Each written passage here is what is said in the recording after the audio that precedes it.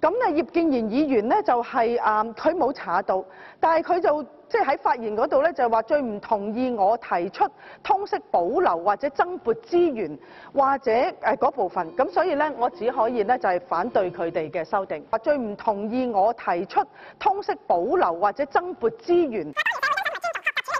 要改善呢一科嘅學與教，就必須咧係要俾教師得到足夠嘅支援同埋資源。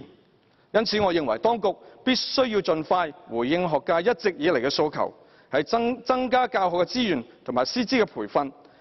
協助教師改善教學嘅環境，增加教學嘅資源同埋師資嘅培訓。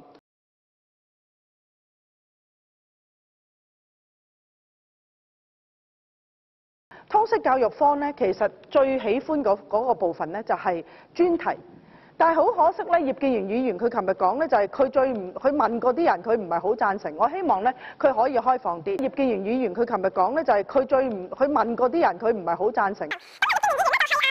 大部分老師都認為咧，處理獨立專題探究嘅雖然係一件好好嘅事，但係人手不足係一件好好嘅事。